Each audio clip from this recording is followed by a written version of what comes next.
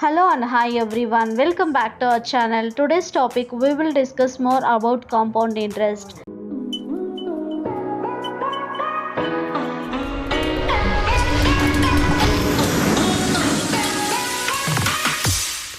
Let us have a quick recall about it. We discussed what is simple interest and compound interest and its difference. For example, here we have a problem.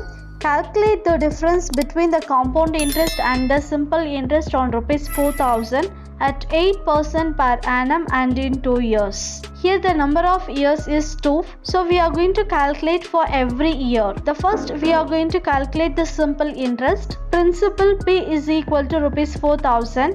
Rate of interest R is equal to 8% and the time period T is equal to 2 years. Simple interest formula is equal to P into R into T divided by 100. Here we are going to calculate for every year. So that time period always we need to take it as 1. When you substitute the given values in the simple interest formula, simple interest is equal to rupees 4000 into 8 into 1 divided by 100. 2 zeros it will get cancelled.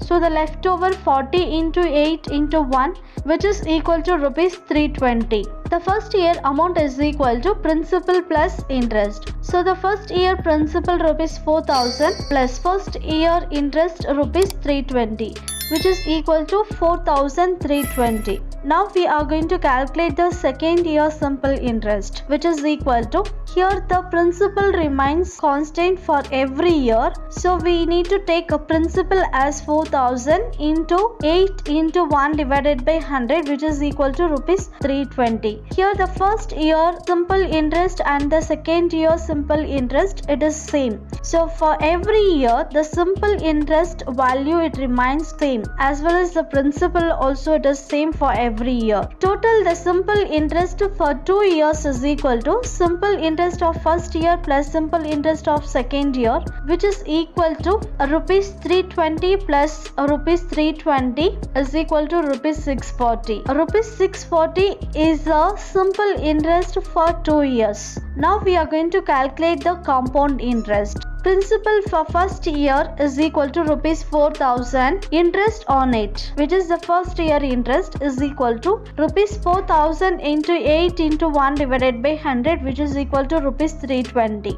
If you check the simple interest for first year and the compound interest for the first year, both the values it is same which is equal to 320 rupees. Now we are going to find the amount for first year in the compound interest is equal to first year principal plus first year compound interest which is rupees 4000 plus rupees 320 is equal to rupees 4320. The first year amount it is going to be carried for the second year principal. Remember, this preceding amount it is going to be equal to the principal for the next year. So this is the concept on the compound interest. So the second year compound interest we are going to calculate. Principal for second year is equal to rupees 4320 rupees which is equal to first year amount. For the second year compound interest is equal to rupees 4320 into 8 into 1 divided by 100. 1010 it will get cancelled. So the leftover we have